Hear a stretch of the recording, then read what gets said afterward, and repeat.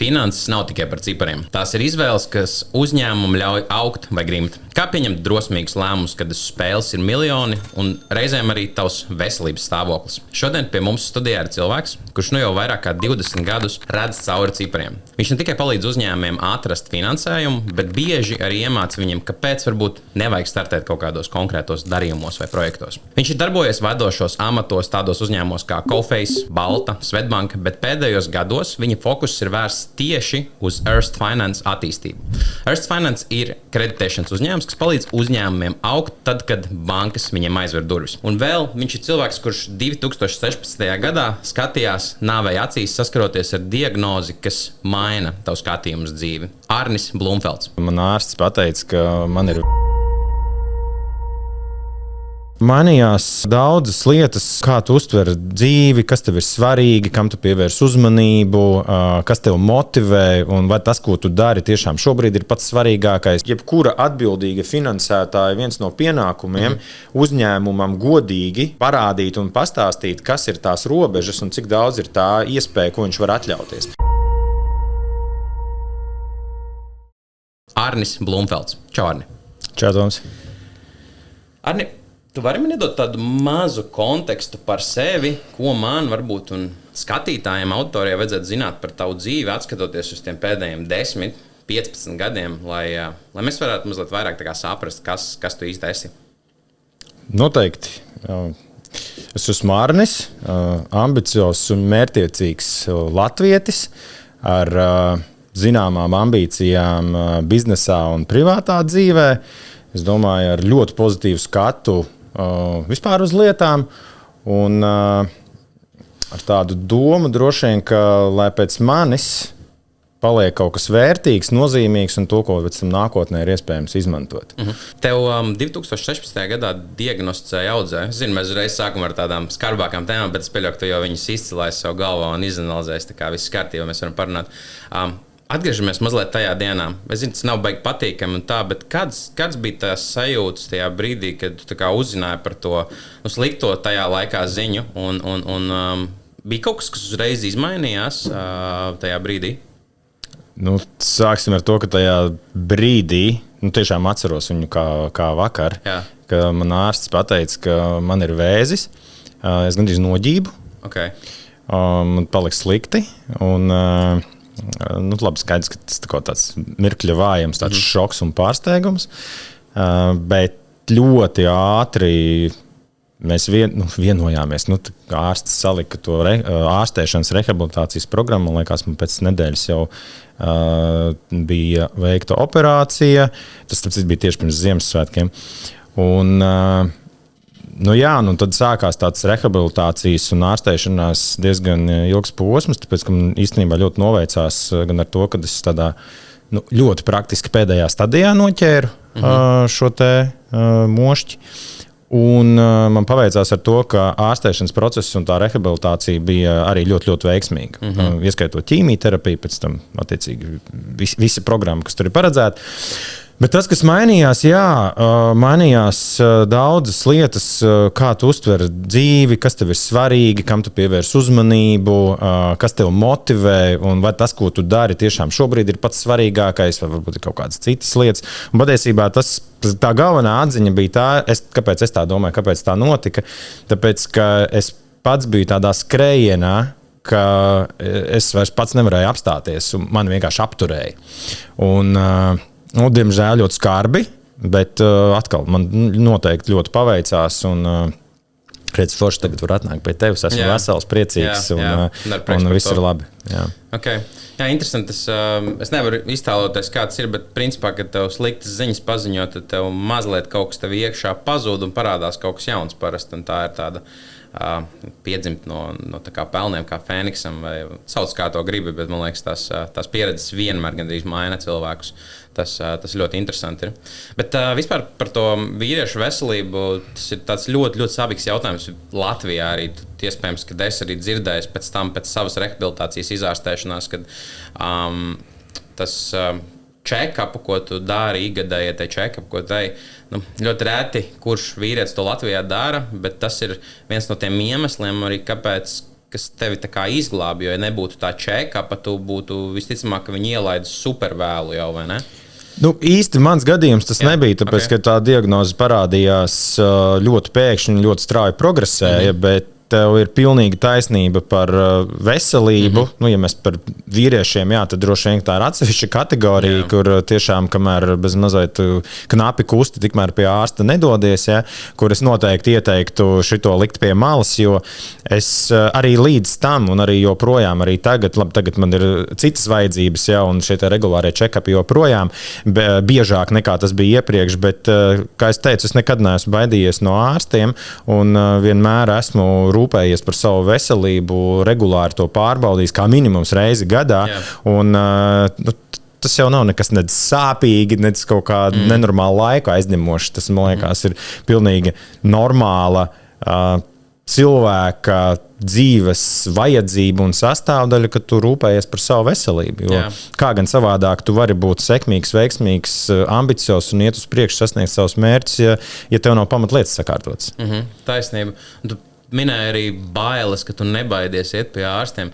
Man tāda hipotēze ir, ka lielākā daļa vīriešu, kas to nedara, viņi baidās, bet viņi baidās dažādu iemeslu dēļ. Viens, viņi baidās, ka viņiem tur būs baigi daudz jāmaksā un tā tālāk. Es pieļauju, ka tā ir viena no sāpēm, kas varētu būt, bet otra ir reāli kaut kādi tie stereotipi, kad viņu kāds uztvers tur mazāk tādu, vīrišķīgu, kas ir diezgan stulbas domāšanas veids, manuprāt. Bet kā viņus kā nomotivēt? Es nezinu, tiešām ir daudziem apkārt ir jānomirst, lai tu saprastu, ka tev ir jāiet pie tā ārsta, ka tas tavs tā kā galvenais dzinējs ir visu laiku jātur tā kā tonusā, jo man liekas, ka ļoti bieži Latvijā vīrieši vairāk rūpēs par savu mašīnu nekā par savu mašīnu.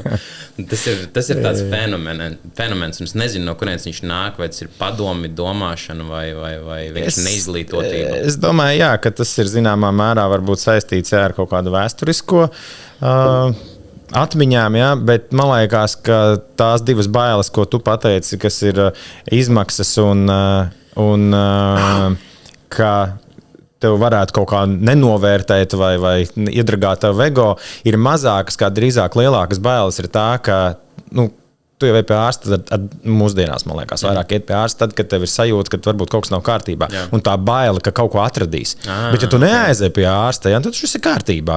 Tur kaut kas pasāpēja, kaut kāds signāls bija no iekšas, vai ne, bet tur padzēra ibumatīnu un aizmirsi, vai ne? Kur tu nezini, tas tev nesāpina. Precīzi. Un es domāju, ka tā ir lielākā baila. Protams, ka tās ir kaut kādas zināmas izmaksas.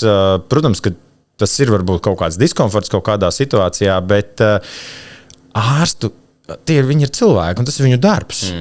Un, mēs esam viņu pacienti, viņu klienti, un katram ir savs darbs darāms. Un tur, es domāju, neviens dakteris un ārsts neuztver pacientu kā kaut kādu, izpētes objektu vai kā pacelt savu ego un iedragāt kādu citu. Kā tas ir noteikti stereotips. Jā, un tas pats sāpīgākais, man liekas, ir, ka arī es redzu apkārt kaut kādus cilvēkus, kuriem es gribētu pateikt, vai viņus reāli paņemt, iesēdināt mašīnā, aizvest pie ārstiem. Izdara tā. Ģimenē savā, bet ir ļoti liels tāds tāda stigma. Nē, es pats aiziešu, tur izdarīšu, un neizdara arī to nekad.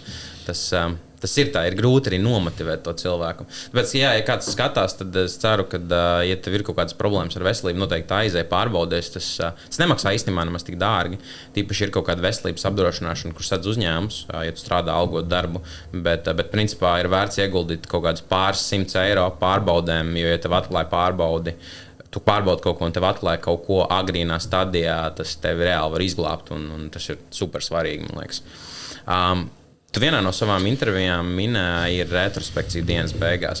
Es gribu par to dienu parunāt. Kāda izskatās tava ideālā diena un tajos retrospekcijas vakaros, ko tu vispār uzskati par veiksmīgu dienu, kas tā kā klasificējās?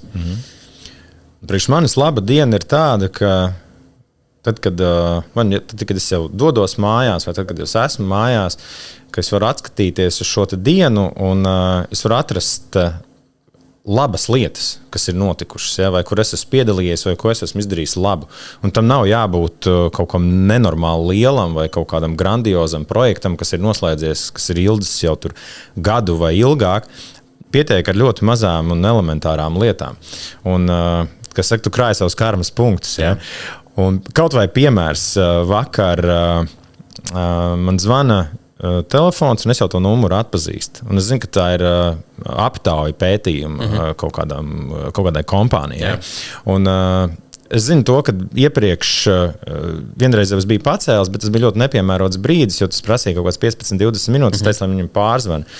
Un viņi zvanīja kādas 3-4 reizes, man liekas, kādas 5 dienas pēc kārtas, un vienmēr vai nu kāds mītiņš, vai nu es kaut kur dodos. Ja? Nu, es zinu, ka tas paprasīs kaut kādu laiku. Jā.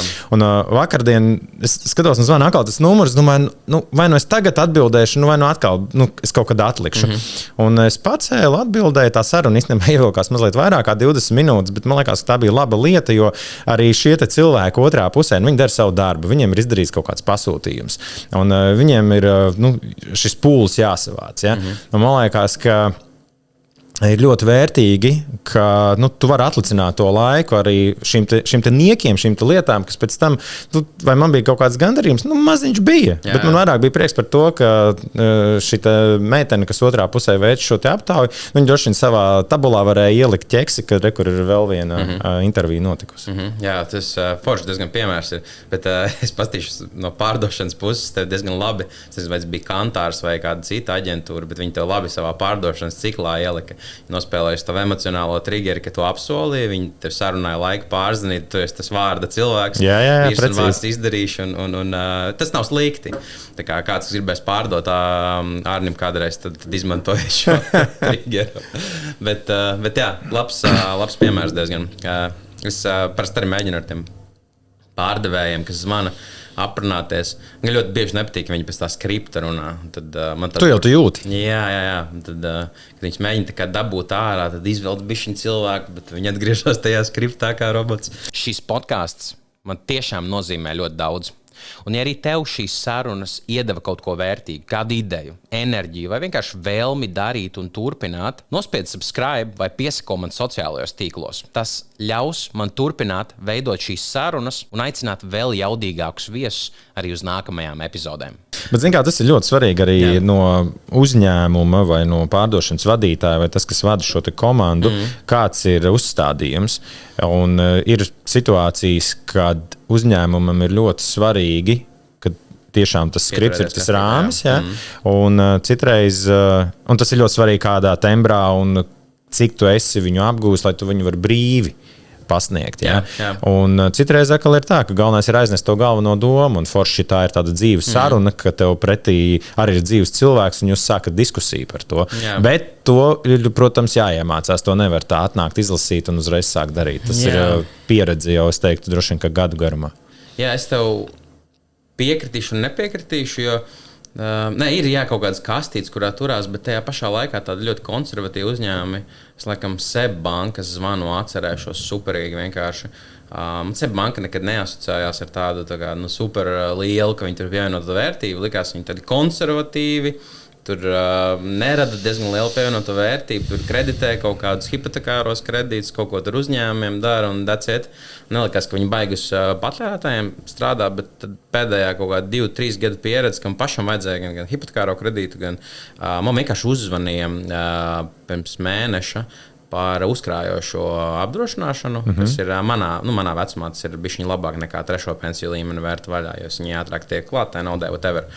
Un mēs viņu uzdevu daudz jautājumus, un es redzu, ka viņi runā par skriptu, bet kad es gribu, viņi iziet ārā no tā skripta. Super tāda pieredzējusi sieviete bija, pastāstīja visu, atsūtīja, izdarīja visu laikā, un tāds super pārdošanas piemērs man likās. Un no tāda liela uzņēmuma, no kur tu parasti jau pēdējā laikā mēs no lielām bankām negaidām neko daudz, mums ir ļoti zema latiņa pret viņiem. Un man iepriecināja tieši tas, ka es nezinu, varbūt viņam tur ailītē bija kā prioritārāks klients ielikts, kas var maksāt. Bet tur otrā pusītē ir pacelt augšu. Bet jā, tā saruna bija tāda dzīva, dabīga. Es viņai jautāju tādus triki jautājumus, kas man tiešām bija interesanti. Es tur nemēģināju viņu izsist no balances vai kaut ko tādu, ko es daru ar Dormeo matraču tirgotājiem parasti. Bet jā, tā saruna bija tāda dabīga, un es zinu, ka viņai jāpieturās tajā kastītē, bet, kad viņi izgāja ārā, tas bija tas brīdis, kad es pieņēmu lēmumu, ka jā, tā kā man šis jādara, te ir visi par un pret, atsūtīja līgumus, izlasīja, tā kā I'm fine with that. Bet redzi, tu savilki to kopā ar top nišas spēlētāju Latvijā, bet runāja jau ne jau ar logo, ne jau ar galveno biroju. Jā, tur runāja ar cilvēku, kurš savā amploā, savā vietā, savā nozarē bija eksperts droši vien īstajā laikā, īstajā vietā. Lai gan varbūt viņš piezvanīja nākamajam cilvēkam, un tur galīgi bija cits pretī, nevis tu, un tur viss bija galīgā sauzās. Jā. Tas man tādi momenti, dažreiz es par to pārdošanu daudz runāju, un viņi tādu cerību ievieš, kad mēs varam tur iemācīties labi arī pārdot, kas ir viena no lielākajām problēmām mums Latvijā. Bet par Latviju parunāsim. Man ir tāda maza aizdoma, bet fakti par to liecina. Tu esi Latvijas patriots? Noteikti. Un man vienmēr ir jautājums bijis par to, ja es kaut kā sevi neasociēju, nekad, ka esmu tā es neesmu pret Latviju, es dzīvoju, man te viss patīk, bet man vienmēr likās tas patriots tāds nobružāts vārds.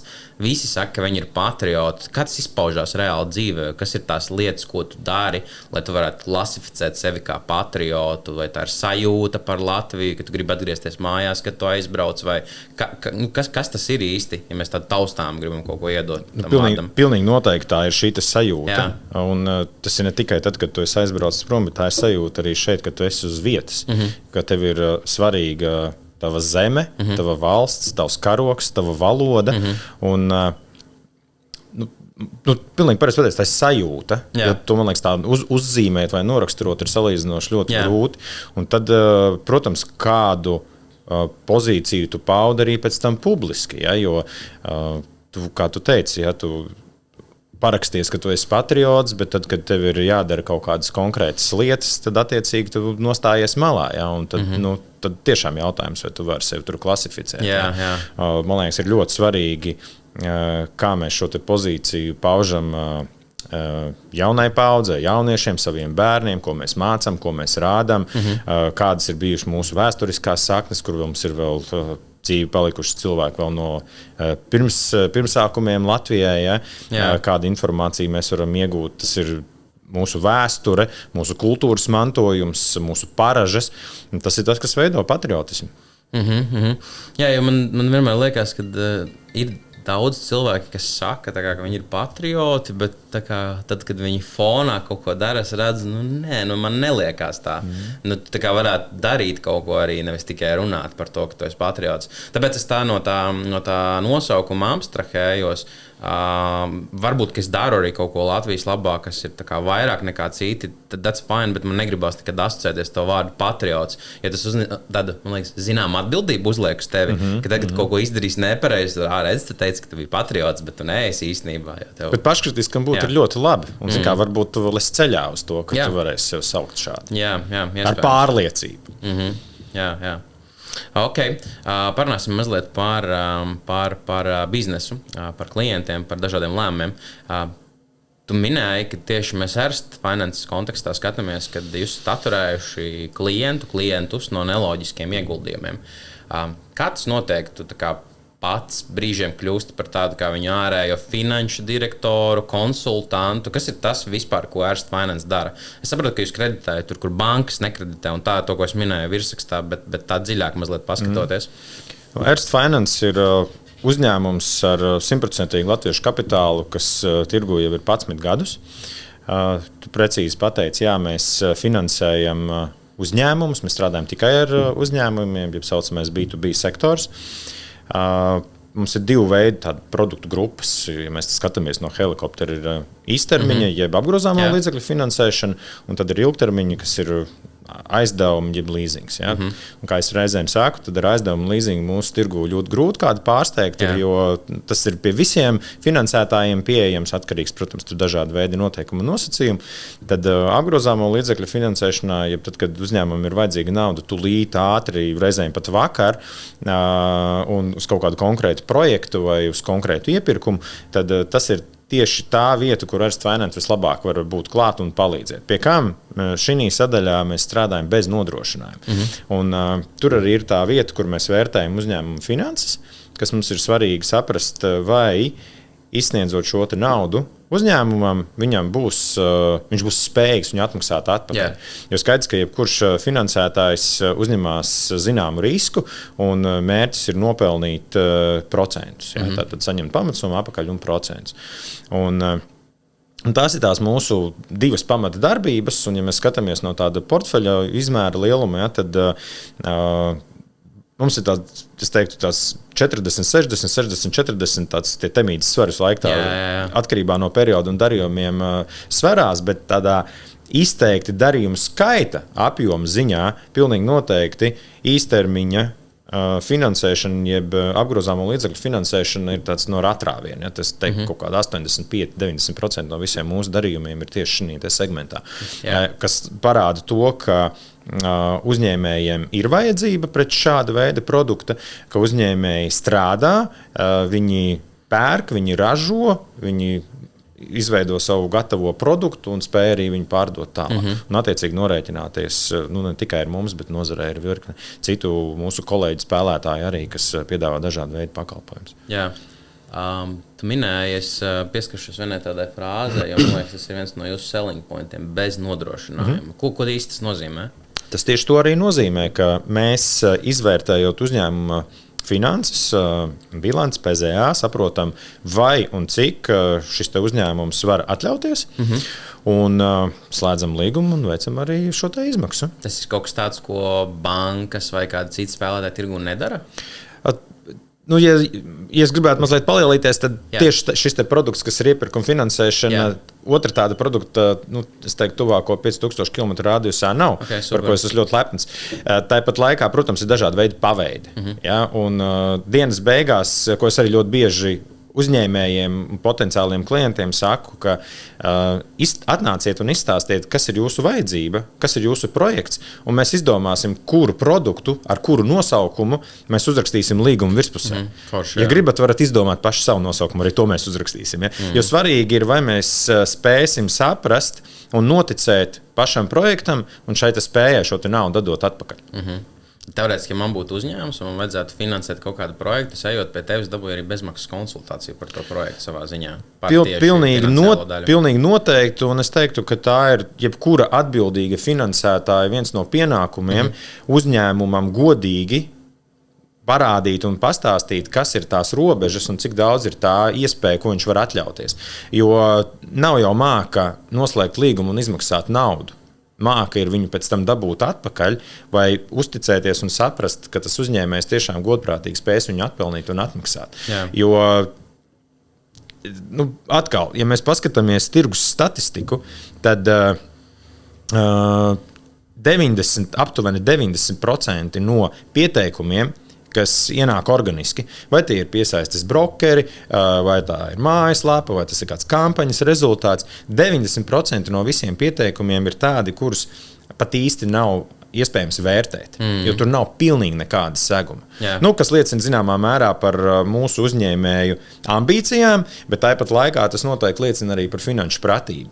Jo, ja tu jau startā saproti, vai drīzāk šī gadījumā varbūt īsti līdz galam nesaprot, ka tā varbūtība saņemt šo finansējumu ir niecīga vai, es teiktu, gan arī nekāda, tad tu tērē savu laiku tādiem mēģinājumiem. Tas tā kā pirkt loterijas biļetes un cerēt, ka tu kaut kādā brīdī tomēr būs laimīgā loza. Ļoti labs piemērs. Bet tā ir vispār tirgus statistika. Tā nav Ernst Finance vai kāda cita uzņēmuma statistika. Tā ir tieši no visas kopējā tirgus pieteikuma, kas tiek iesūtīti. Es runāju tieši par B2B sektoru. Par retail man īsti šādas informācijas nav. Un te ir tā vieta, kur sākās mūsu darbs. Teiksim, kā pieklājīgi, cieņpilni un saprotami izstāstīt, kāpēc nē, ja tas ir nē. Kādi būtu mājas darbi jāveic, lai tas pārvērstos par jā, vai vismaz daļēju jā, vai gadījumā, ja tas ir jā, tad attiecīgi tas mūsu stūrakmens vai pilārs ir tas, ka mēs ātri reaģējam. Mēs atbildi dosim ļoti, ļoti īsā laikā. Forši. Par to klientu. Kā izskatās tavs ideālais klients? Kur tu viņu var atrast? Tas ir LinkedIn, tas ir kaut kādas klātienes tīklošanās, tu brauc vai es nezinu, kaut kādas kampaņas, kur jūs viņu dabūjat. Kāds viņš izskatās? Kur viņš iet, ko viņš dara vispār? Redz, Katram uzņēmumam ir savi šie kritēriji. Un, ja mēs runājam par Erste Finance, tad atkal viens ir, mēs strādājam, kā mēs tikko sapratām, bez nodrošinājuma produktiem un ar nodrošinājuma produktiem. Tad, kad tev ir nodrošinājums, tad tās robežas varbūt ir mazliet tālāk. Ja, ja tev nav nodrošinājuma, tad es teiktu, viņas ir diezgan stingras. Mēs gribam, lai šis uzņēmums, man ļoti patīk šis teiciens, veselīga bilance, veselīgs uzņēmums. Un tur ir virkne kritēriju, kas ir jāizpilda, lai šis uzņēmums kvalificētos šī sauksim to par rāmi. Un, viņš ir ļoti līdzīgs kā jebkurai citai nopietnai finanšu institūcijai, tā skaitā arī bankām. Un, tas ideālais klients patiesībā ir tāds, kurš jau ir bankā, kuram jau ir kaut kādas attiecības ar banku, viņš varbūt ir kādu līzingu izmaksājis, viņam būtu ir aktīva kredīta līnija, bet tam ir noskorots vienreiz. Jā, ne tikai vienreiz, varbūt pat vairākas reizes. Un tā iespēja vai vajadzība, kāpēc viņš ir vērsies alternatīvā tirgu, ir tas, ka vai nu bankā ir sasniegt kaut kādu limiti, vai ir kaut kādi citi apstākļi iestājušies, kuru pēc banka neredz iespēju vai nu iedot papildus, vai pārskatīt kaut kādas noteikumus. Un tad ir šī iespēja, ka klients var vērsties alternatīvā sektorā, kā piemēram Erste Finance, kur mēs arī tātad veicam šo pašu novērtēšanu.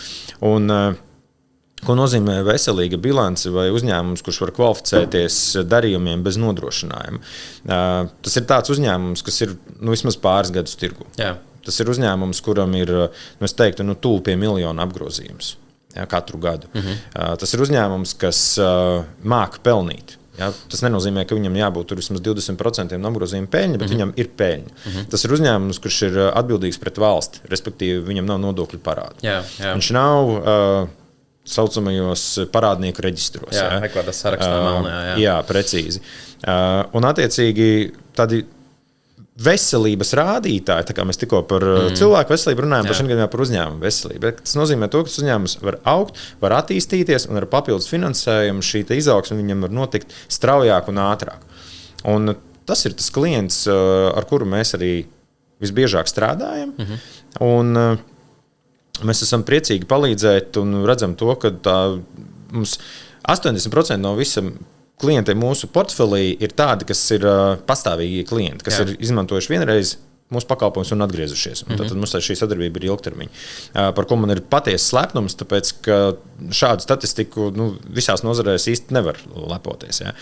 Un ir ļoti būtiski arī, ka komunikācija ar šo klientu, viņi ir tā kā, ne gluži katru dienu, ja, bet viņi ir ļoti regulāri. Es teiktu, tur reizi 2-3 mēnešos pilnīgi noteikti.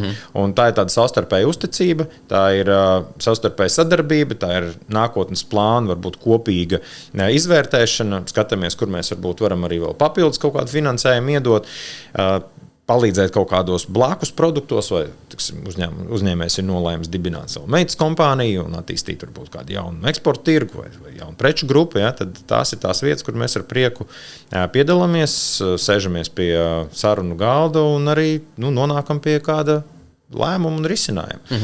Un pats svarīgākais, kā es jau tikko minēju, tas ir tas ātrums. Jā, tu tam ātrumam pieskaries.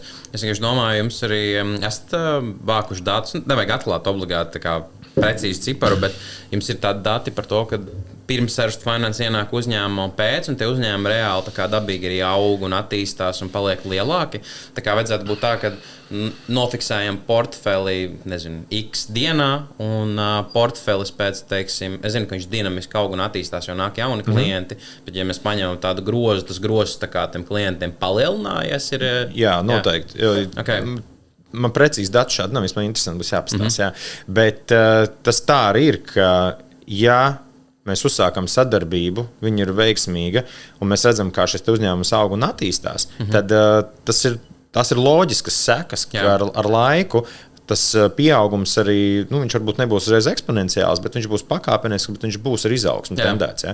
Un, protams, arī mēs redzot to, ka mums šī sadarbība ir sekmīga, mēs esam arī gatavi pārvērtēt un palielināt šo ekspozīciju pie mums, lai uzņēmums varētu turpināt savu izaugsmu. Ja, man liekas, ļoti svarīgu lietu minēju. Es atceros, ka ļoti sen atpakaļ es biju vēl super maziņš, man bija kaut kāds 17 vai 18 gadi.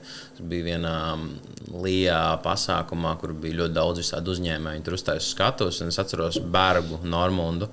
Un viņš teica, man liekas, mamma viņam pajautāja jautājumu, jo viņi nesaprata, viņi arī kaut kādus uzņēmumus mēģina uztaisīt. Kāpēc vispār vajadzētu to finansējumu dabūt uzņēmumiem? Viņš tā arī atbildēja vienu vārdu ātrums. Tāpēc tu nevari dabūt to ātrumu, ja tev nav tas finansējums. Un tu arī vairāk viņam pieskaries, un tā ir tā atslēga arī. Ja gadījumā kādreiz kādam uzņēmējam rodas jautājums par to, kāpēc vispār man vajadzētu kaut kādu projektu nefinansēt no savas kabatas, tad, man liekas, tā labākā atbilde ir, ja tu gribi strauji attīstīties, tad tev vajag papildus kapitālu arī. Jā. Ne tikai man ir arī tāds vēl viens teiciens, ja tu māki pelnīt ar svešu naudu, tu esi malacis. Jā, taisnība, jā. Bet tas uzliek, protams, zinām atbildību arī jāizvērtē vienmēr riski, kā arī visās reklāmās vai jebkur, kur ar kredītiem saistīts, tas ir minēts arī. Okay. Jums bija tāda kampaņa ļoti interesanta. Es skatījos tāds super unikāls kaut kas. Tur bija tas lācis, tad bija par bitēm, tad kaut kas tur bija tie ķieģeļi no odas. Jā. Tad interesanti ļoti lieta. Man neinteresē tur, cik tas viss izmaksā un tā tālāk, bet es gribu saprast par to efektivitāti, jo man vienmēr tādas reklāmas, es zinu, ka viņas strādā, ir tas brand awareness, bet ir jātaisa kaut kādi aptaujas pētījumi pēc tam, lai tu saprastu, vai Erste Finance ir tagad top of the mind tiem cilvēkiem, kompānijiem, viņi domā par kaut kādu B2B finansējumu. Kā tas fiziski nomērās reāli? Kas ir tie rādītāji, ko jūs čekojāt pēc tam pirms un pēc kampaņas? Protams, ka nepaprasot ir grūti noskaidrot vai uzminēt. Jā. Un skaidrs, ka tas ir pētījums, tā ir statistika, tās ir aptaujas. Un primāri tajā brīdī, kad tu palaidi kampaņu, tu jau redzi, kāds ir, cik daudz, ja tā vienkārši saka, cik daudz tev palielinās mājaslapas apmeklējums, cik daudz tev palielinās pieteikumu skaits, cik daudz tev palielinās ienākošo zvanu skaits, vai cik daudz tu redzi, ka pārdošanas komanda ir ārpus biroja vai uz telefona, ka tas viss būs. Jā, protams. Bet ļoti precīzi to arī atzīmēja, vai pareizāk pieminēja, kad ir ļoti būtiska atšķirība, kāds ir kampaņas mērķis. Vai tu gribi pārdot produktu, un tu arī reklamē produktu. Tu saki, kur nāc uz Erste Finance, mums ir apgrozāmo līdzekļu finansēšana līdz 100,000 2 dienu laikā. Tas tā ļoti konkrēti. Jā. Vai otrs variants ir, kas bija šīs kampaņas galvenais mērķis, kā reiz zīmola atpazīstamība. Ar mērķi cilvēkiem un potenciāli mūsu klientiem parādīt, ka tāds Erste Finance pastāv, ka mēs esam ļoti atraktīvi un forši, un ka ir tāda iespēja tirgu. Un tad tajā brīdī, kad uzņēmējam ir vajadzība pēc finansējuma, tad pirmā lieta, ko viņš domā pēc bankas, ja viņam ir vajadzīgs alternatīvs finansējums, būtu tieši Erste Finance. Un tas ir tas, ko mēs ar šo kampaņu arī gribējām panākt. Un tie rezultāti bija tiešām ļoti, ļoti labi, jo tas būsts bija būtisks, salīdzinot arī gan ar iepriekšējām kampaņām, gan ar pirms tam bija tāda neliela pauze tādām publiskām uzstāšanām. Un viss bija apmierināti. Tas ir viens, noteikti, es arī dzirdēju tur pāris podkastus, tur teica, saņēma to rēķinu, tāds bija wow. Okay. Viņš bija pieklājīgs, jā. Vēlreiz ieguldījis tādu summu tajā branda. Jā. Bija tā vērts. Bija noteikti, jā. Okay. Es arī redzēju, tev bija tā kā, tas man liekas, ka bija podcasts ar uzņēmējiem. Tas bija ļoti, ļoti interesants tas koncepts, jo es saprotu, ka tur tu mēģināji reāli izglītot to savu auditoriju un tādā veidā arī piesaistīt jaunus, jo podcasts viens no iemesliem, kāpēc pēc taisa tādas sarunas ir, lai jaunus klientus piesaistītu, izglītotu viņiem. Ir Vēnračakam gariem bija. Tur ir tie jab, hook jātaisa. Tas jab ir tas, ka tu dod, un tad hook ir, tad, ka tu paņem. Jā, un tas, man liekas, bija labs tāds veids. Tas arī kaut kādā veidā nostrādāja tas mārketinga kanāls. Viņš tevi uztaisīja vairāk kā tādu pazīstamāku cilvēku vai arī uzņēmumu piesaistīja kaut ko? Jā, toreiz tātad šo te podcastu sauc, vai rubriku, kā mēs to dēvējām, biznesa apetīti, kur es 2 gadus pēc kārtas tikos ar dažādu nozaru uzņēmējiem, Latvijā esošiem uzņēmējiem, un mēs pusstundu, 40 minūtes aptuveni runājām gan par viņu biznesu, gan par to, kā viņi saprot finanses, kas viņiem ir svarīgi. Un tas pilnīgi noteikti nebija tēmēts ar tādu ērstu reklāmu, tas vairāk bija tiešām tāda sabiedrības izglītošana, vairāk pastāstīt par to, kādas ir iespējas tirgu ārpus bankām, un, protams, arī pieskarties tam, kas konkrētam uzņēmumam, konkrētā nozarē varbūt ir viņa tāds lielākais izaicinājums, un kur viņiem ir vieglāk vai grūtāk sadarbībā tieši finansējuma piesaistē. Un, tas varbūt iedeva vairāk tādu manis un kompānijas atpazīstamību. Tas iedeva tiešām to finanšu pratības kaut kādas mazas lietas, bet kādam es ceru, tas arī palika atmiņā. Un vai tas iedeva kaut kādu papildus pārdošanu? Es domāju, ka būtiski nē, un tāds arī nebija mērķis. Ja? Vairāk bija kā reiz nopozicionēt to, ka mums ir ļoti svarīgi arī izglītot sabiedrību, izglītot uzņēmējus un dot viņiem iespēju paskatīties arī uz alternatīvām iespējām, kas tirgū pastāv. Un šo mērķi gan mēs sasniedzām. Okay. Jā, viena lieta, ko es pamanīju, patīk vienam ar transparency izmantot, bet, kad to podcastu veido vai ko tādu, ir jāgriež ārā ar tiem mazie gabaliņi arī. Jo tur bija, man, piemēram, nebija laika visu noskatīties, kaut kādus gabaliņus noskatījos, un tas ir tā, kā cilvēkam arī tā uzmanība strādā. Ja būtu vēl daudz tādi mazie gabaliņi, jūs vēl lielāku auditoriju sasniegt. Tas ir tas, ko es arī daru ar savu podcastu. Ir 2 stundas blāķis ar tekstu. Es vispār tagad varu ar mākslīgā intelekta tūļiem tur tāds brīnums uztaisīts, var transkriptu dabūt ārā un tad no tā transkriptu ģenerēt vienkārši miljoniem LinkedIn postus. Galvenais ir vērtība paturēt tajā visā arī. Bet tas ir unikāls kontents un tie mazie video, viņi riktīgi palīdz tā kā vēl atvest cilvēkus uz to lielo interviju. Un arī no tā mazā, jūs to Erst Finance ar diezgan lētu naudu sanāk, diezgan mazu finansēm, jūs dabūjat to rīču tālāk. Man vienmēr arī doma, kā es varu vēl dziļāk, jo ir cilvēki, kam nav tas timespans noskatīties tur 2 stundas podcastu, tas ir crazy, ja tu vari. Es to daru, man ir tādi podkasteri, kurus skatos, ir dažreiz 3 stundas pat sarunas, kuras var noskatīties, bet jā, tas prasa diezgan daudz laika upurēt, un tāds mazie gabaliņi viņi tā kā ievilina tevi.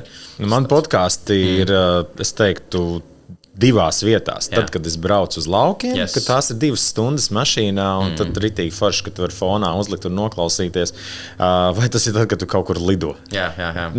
Citur, vai cik man gribētos, tiešām citas prioritātes. Jā. Okay. Pieņemt lēmumus ātri un nemainīt tos versus tas dead horse beating ir tā teorija, tās 2 galējības dilemmas. Kā vispār tu orientējies šajā skalā un izvērtē, kad ir varbūt vērts nogaidīt, pieturēties pie tās stratēģijas vai viss skaties un metam mieru un sākam nākamo un investējam to naudu citur kaut kur labāk vai resursus lai laiku?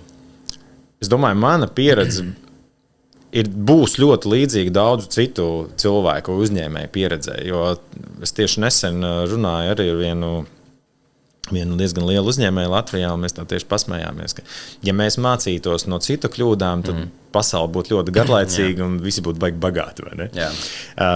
Un tas ir, ko es to gribu pateikt, ka kamēr tu neesi pamēģinājis to beigtā zirga teoriju, tikmēr tu nesaproti to, ka patiesībā vajadzēja nokatot un iet tālāk. Tad ir tā vērtīgi viņu paspārdīt vairākas reizes. Mēģināt viņu piecelt kājās. Vērtīgi tīri tikai no šīs pieredzes iegūšanas viedokļa, jo šodien, ja tu man prasi, kuras teorijas vai principa piekritējis esmu, tad drīzāk nocērtam un ejam tālāk. Un tas ir vairāk kārtīgi pierādījies, ka, un zin kā, tad, kad tu nocērt un ej tālāk, tu vairs nedomā par to iespējamo zirgu. Ja? Tev ir jau citi plāni, tev ir cits fokus, un tu jau zini, ka ir vienalga, kas ar to zirgu jau ir noticis, viņš ir aprakts. Tu ej jau uz jaunām lietām, un tu fokusējies uz to, lai tā jaunā lieta izdotos. Nevis mēģini atdzīvināt to zirgu vai pakonsultēties ar kādu, ko ar viņu darīt. Ja? Tāpēc es noteikti šobrīd esmu šī te nocirst, aizmirst, ejam tālāk piekritēs. Okay. Parunāsim mazliet par mākslīgo intelektu, par automatizāciju vispār kā tādu. Mēs ļoti tādos trakā laikā dzīvojam. Mēs jau pieskāros, tur kādus brīnumus var uztaisīt. Varbūt dažam tie neliksies kā brīnumi, bet lielākā daļā tomēr liekas. Bet nenormāli spēcīgs instruments tagad mūsdienās, ko visi izmanto. Kur tu esi tajā skalā sentimentā, kā vairāk novēro to visu no malas vai reāli mēģini implementēt? Tu redzi, ka tur plūst finansējums, tur plūst laiks, nenormāli daudz, tur ir uzmanība. Kā tev tas izskatās? Tu domā no tādas ikdienas dzīves un pielietošanas? Arī uzņēmumā. Tieši šobrīd mēs uzņēmumā kā reizi veicam tādu ļoti lielu revolūciju IT nozarē, kur es teiktu, daļa no visa nākotnes biznesa arī būs balstīts uz AI. Okay. Tā būtu viena sadaļa. Otrs, mēs visu laiku dzīvojam kaut kādā baigi dinamiskā, baigi interesantā, baigi savādākā nekā tas bija iepriekš. Un šobrīd, protams, ka tas ir trendā. Tur vispār nav jautājumu. Tas ir trendā un skats, ka tā ir nākotne, kurš ātrāk tajiem pieslēgsies, sapratīs, tas kaut kādā brīdī var aizskriet tam vilcienam pa priekšu. Ja? Un man liekas vienkārši, ka šobrīd to lietu ir tik ļoti daudz, ka tu jau vispār nesaproti. Tu šodien sāc kaut ko apgūt, skatīties, rīt jau tev ir, vēl 3 citas, kaut kas vēl labāks, kaut kas savādāks. Ja? Un tad tas, ko tu esi tikko apgūs, vispār, tas ir forši, kaut kāds bāze tev ir, bet tev ir jāiet tālāk. Tā kā, jautājums ir par to, kā mēs to plānojam izmantot, tad es teiktu ļoti intensīvi. Bet atkal, ja mēs runājam, tad viss jēdzīgākā vieta un lieta, kur, teiksim, jebkurš finansēšanas uzņēmums to gribētu un noteikti nākotnē arī izmantos, tas būs scorings, ja tā būs finanšu datu analīze. Jā.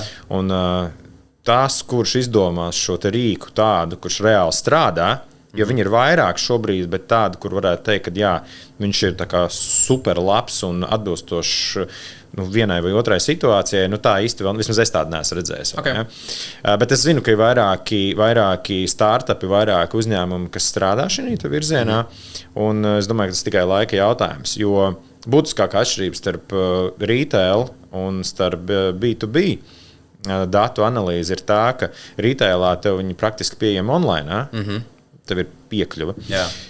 Bet B2B tev ir zināma nobīdi. Latvijā tas ir gads, pusotrs, vai arī tev ir kaut kā vajadzīgi manuāli saņemti, vai ne manuāli, bet sagatavot operatīvie dati. Un tas ir lielākais izaicinājums šobrīd jebkuram finansētājam, ka tie dati nav pieejami publiski, vai, ja ne publiski, tad kaut vai slēgtā veidā, bet ar kaut kādām noteiktām pieejām, kuras tu vari dabūt pēc iespējas svaigākus. Jo, piemēram, šodien mēs jūnija sākumā ierakstam šo podcastu, tad līdz jūnijam lielākajai daļai Latvijas uzņēmumu bija jāiesniedz gadu pārskati. Jā. Varbūt puse ir iesniegusi. Puse tagad iesniegs. Vēl daļa iesniegs, droši vien tur mēneša pusotra laikā, varbūt daļa kaut kad nokavēs. Ja? Bet, respektīvi, objektīvi dati par 24. gadu būs pieejami tāds, es teiktu, droši vien par kādiem procentiem 90 Latvijas uzņēmumu uz augustu. Jā. Būs pagājuši 7-8 mēneši no brīža, kad tev būs reāli sapratni par to, kas ar uzņēmumiem ir noticis pirms pusgada. Ja, bet tajās 7-8 mēnešos, īpaši ņemot vērā, cik dinamiskā vidē mēs šobrīd dzīvojam, var ļoti daudz kas mainīties. Gan uz vienu, gan uz otru pusi. Un tas ir tas galvenais izaicinājums. Jā, tur arī nākamajam manam jautājumam pieskārēs, jo jūs tieši spējat analīzi veikt 2-3 dienās. Varbūt tas jau ir ātrāk, es nezinu, tas ir precīzi, bet... Tas ir atkarīgs no produkta, uz kuru klients ir pieteicies vai pretendē, bet idejiski pirmšķietam, mēs analīzi esam spējīgi veikt 1-2 dienās. Jā, un tad mēs tieši arī pieskārāmies. Es gan gribēju pajautāt par tām automātiskajām atbildēm, bet daļai arī atbildēju, jo tās automātiskās atbildes B2B vidē nav pieejamas, tāpēc, ka tie dati ir tā kā super viņi nav pieejami. Jā, viņi vienkārši nav. Un tur tas piemērs mums bija arī Nordigens. Viņš ir GoCardless tagad sauc. Viņi to revolūciju toreiz uztaisīja ar patēriņa kredītu scoringu, kur automātiski palielam izanalizē tavu kontu pārskatu un saprot, vai tu esi yes vai no klients plus mīnus. Bet tad tu saki, sanāk, ka jums vajadzētu no tiem uzņēmumiem tādu kā finanšu snapshotu dabūt uz to brīdi, un tad jūs varētu viņus arī noskorot. Jā. Un nekā tāda šobrīd nav. Automātiski šobrīd nav. Tāpēc, ka nav tāda regulējuma, ka uzņēmumiem būtu, piemēram, jāiesniedz uz mēneša bāzes, savs operatīvais pārskats. Jā, man interesanti vienkārši liekas, ka es domāju, ka tas drīzumā ļoti parādīsies, tāpēc, ka viena no profesijām, kur mākslīgais intelekts tā kā nāk iekšā, ir jau kaut kāda risinājuma. Pagaidām vēl tas nav, vēl viss ir autiņos, bet tas ļoti strauji attīstīsies. Ir grāmatvedības vēšana. Jā, grāmatvedība tieši ir tas aspekts arī, kas to ietekmē. Un tad tajā brīdī, kad būs tāds softs, tad tu varēsi, es pieļauju, kaut kādus failus eksportēt automātiski un aizsūtīt pēc pieprasījuma konkrētam uzņēmumam, kas tev grib noskorot. Jā, laikam grūti tādu. Viens no tādiem plašiem soļiem uz priekšu būs šī e-rēķina revolūcija, kas ir ieplānota no nākamā gada Latvijā. Igaunijā jau šobrīd strādā. Un tas jau iedos tādu būtiskāku sapratni par to, kāda veida darījumi notiek ar šo uzņēmumiem savstarpēji. Attiecīgi, tur būs ļoti bagāta datu bāze un dati, kurus analizēt. Jā, noteikti tas scoringa princips, es pieļauju, ka radikāli mainīsies, jo tur, kur piemēram, tas Nordigens labi strādāja, viņš lieliem datiem, tieši specifiskiem datiem, viena formāta datiem strādāja, un tas diezgan vienkārši ir. Tas, ko mākslīgais intelekts šobrīd var izdarīt, viņš var klasterus taisīt ar datiem un saklasificēt tādas lietas, ko cilvēkam vai kaut kādam algoritmam ir diezgan pagrūti izdarīt. Un tad es pieļauju, ka tas scorings vispārīgi kā tāds uzņēmumiem mainīsies. Jūs skatīsieties nevis tur uz to pārskatu, ko jums vajag standarta gadījumā, lai jūs labāk redzētu, bet jūs kaut kāds cits elements skatīsimies. Viens te rēķini ir, tad kaut kāds health snapshot, tā kā tu vari uztaisīt dažos pulksteņos health snapshot, kaut ko tādu ar uzņēmumu izdarīt, aiziet uzlikt viņam pulksteni virsū un tad kaut kādu, tur dienu nomērīt viņus un tad tādā veidā dabūt datus. Es domāju, ka regulējums viņš pēc tam nāks vēl pēc kaut kāda laika tikai, kad biežāk vajag iesniegt to informāciju. Bet noteikti, ka mēs ejam. Tas būs tajā brīdī, kad tiks vispār automatizēts šis te process, kas ir sadarbība ar vidu, sadarbība ar bankām, un kad viss tiks sajūgts un nosacīts tā kā vienā sistēmā. Tad arī tie dati ir pieejami, viņi savstarpēji migrē un attiecīgi tu viņus vari analizēt pats vai dot mākslīgam intelektam. Jā, interesanti.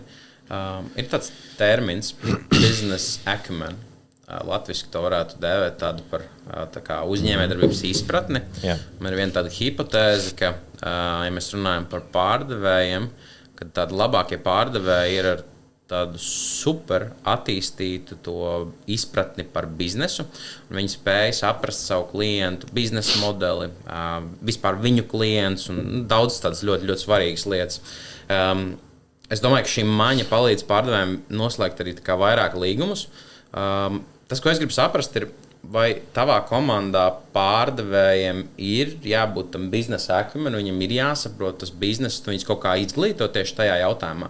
Jo tas nav tieši saistīts ar pārdošanu, tas nav par to, kā tu vari ātrāk pārdot kādam, vai arī viņa pietiek tikai ar pārzināt to produktu. Te ir ļoti svarīgi saprast, vai mēs runājam par vienreizēju darījumu, vai mēs runājam par ilgtermiņu sadarbību. Jā. Un tā ir atslēga.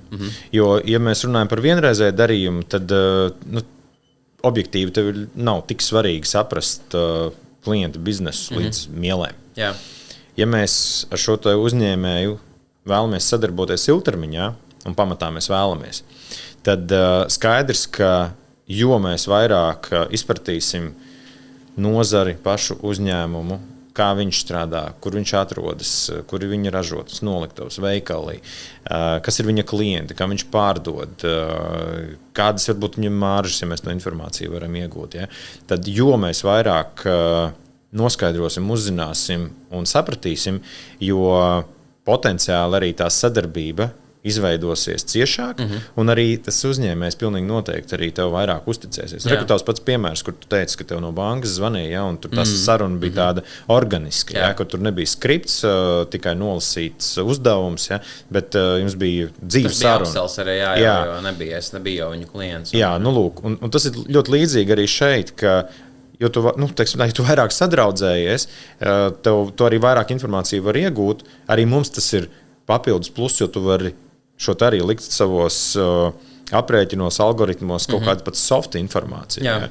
Un tas noteikti palīdz veidot šo te sadarbību arī nākotnē. Un pilnīgi pareizi, jo tu esi tuvākās, ciešākās un draudzīgākās attiecībās, tad tā varbūtība noslēgt šo te darījumu un noslēgt un ilgtermiņā ir būtiski augstāka. Es tieši arī vēl no otras puses tam jautājumu pieskaroties, domāju, tev, piemēram, saviem pārdevējiem, tev ir, es saprotu, pārdevēji, tā nav tikai call centers, tu neslēdz pats visus darījumus. Jā. Tev ir bijusi doma tiem pārdevējiem, tā kā mazliet vairāk pamācīt par uzņēmēju darbību, jo ir tāda nevis teorija, bet es zinu, ka tas strādā reāli, piemēram, cilvēki, kas spēlē šahu, viņi ir diezgan labi darījumu vešanām, jo viņi redz tālāk gājienus uz priekšu. Tas tāds nav baigi dīvains piemērs, bet vēl dīvaināks būtu, piemēram, violu spēle var palīdzēt atrast nestandarta risinājumus, vai, whatever, ir tādi daudz piemēri.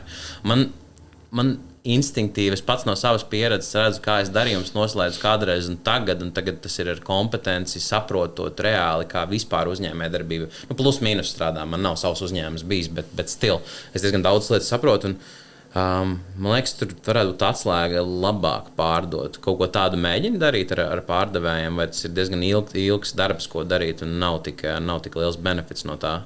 Mums birojā vienā no pārrunu telpām ir šahs. Okay. Jā, tad jebkurā brīdī, kad kāds vēlas.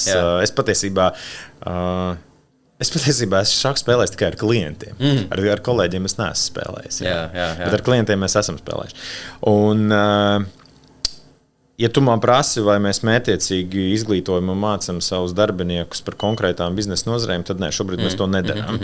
Bet tā pieredze rāda to, ka tad, kad tu esi iestartējis nosacīti pie vienas nozares klienta, un ja tu ar viņus izveidojis attiecības, kas ir ilgtermiņa, tad ļoti bieži tu iegūsti būtisku informāciju gan par nozari, gan par uzņēmumu, un papildus vēl tam, ka tu paplašini savu klientu bāzi tieši šo te klientu, kas arī ļoti svarīgi tieši šo te attiecību nodibināšanā, jo, ja tev ir uzticība, tad skaidrs, ka tas ir priekšnoteikums tam, ka tu arī vari saņemt kādu rekomendāciju tālāk.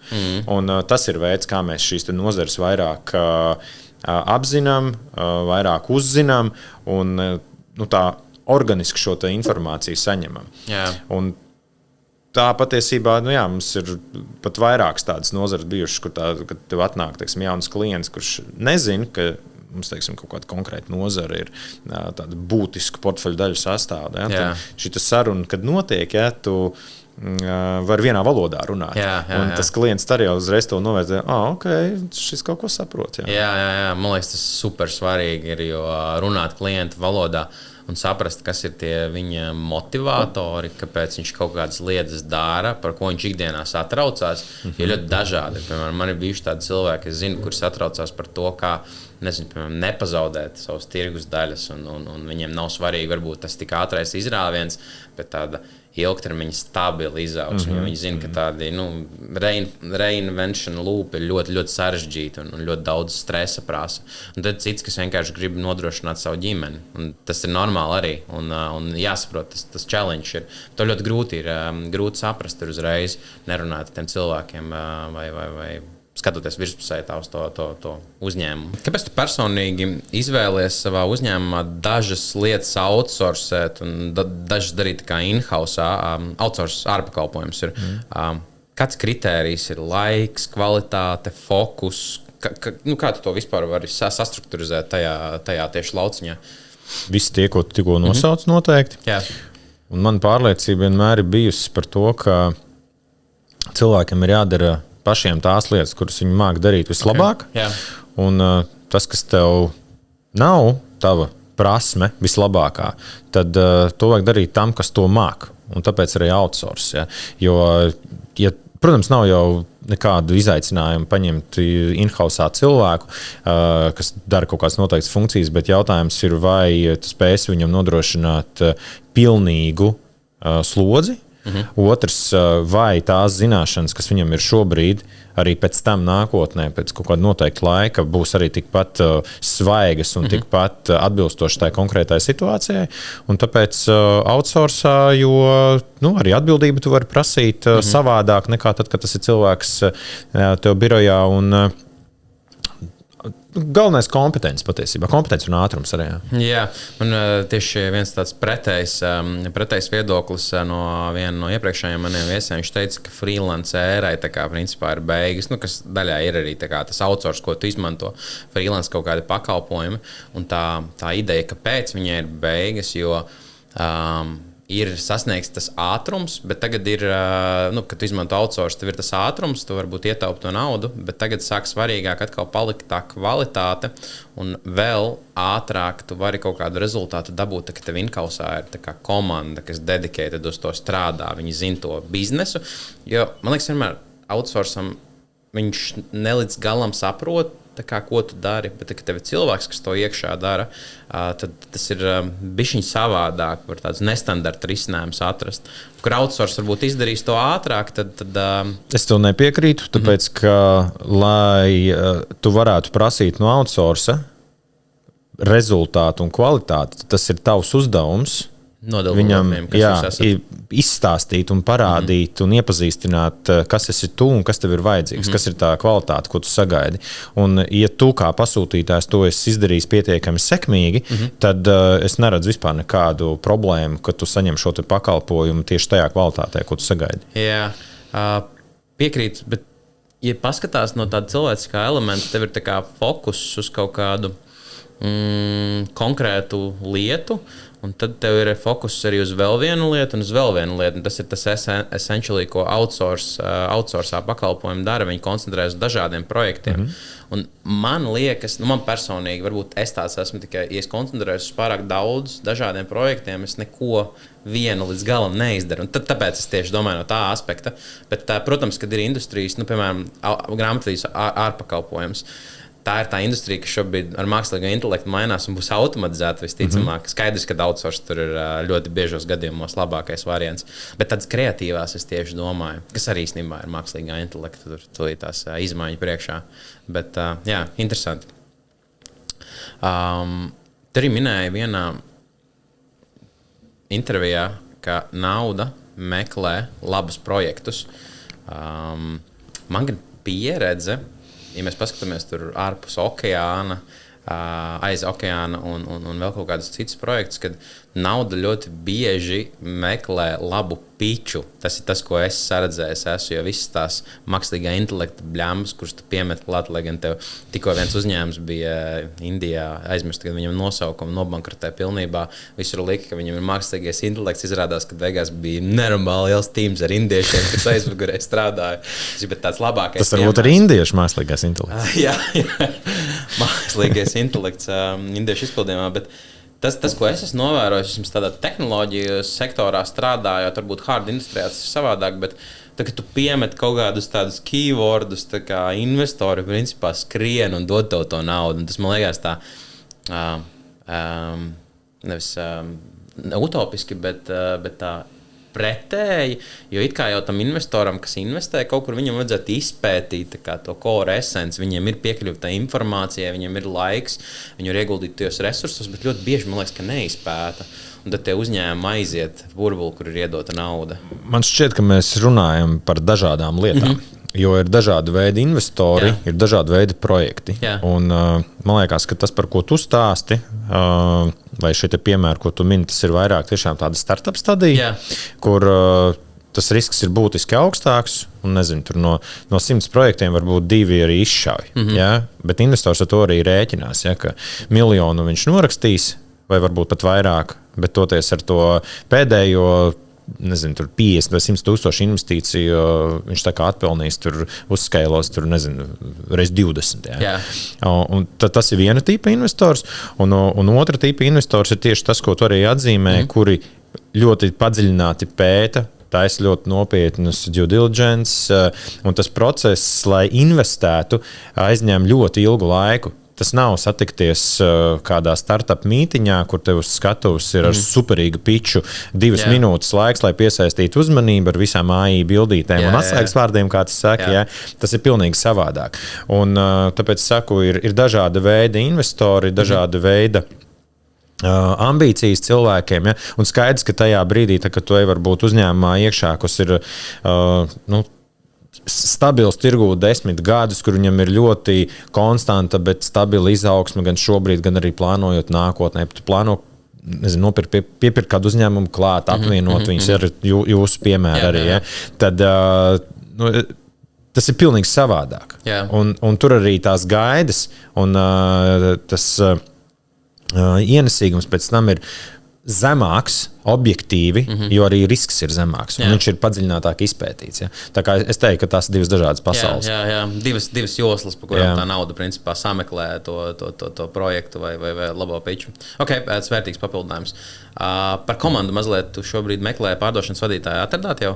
Šobrīd procesā ir... Process patiesībā tikko sācies. Okay. Jā. Tā kā ir aktīvs sludinājums, ja kāds jūt sevi vēlmi. Jā. Būt klāt ersta piedzīvojumā ar very welcome. Kas ir tās prasmes, ko jūs meklējat tam pārdošanas vadītājiem? Viņam ir skaidrs, ka viņam ir pieredze jābūt ar pārdošanā, jāmāk pašam pārdot, bet viņam tādam team līderim ir jābūt. Kas vēl tā kā?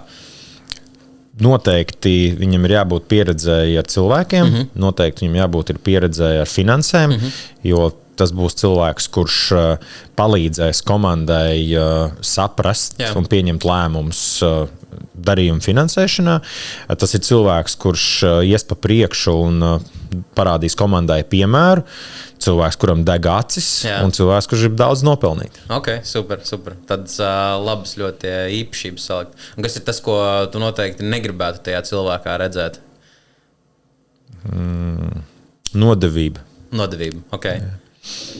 Viņš nedrīkst melot ne par ko. Jābūt tādam caurspīdīgam ļoti, ja? Protams, jā, mēs runājam par finansēm, par naudu un par lielu naudu. Ok. Parunāsim mazliet par...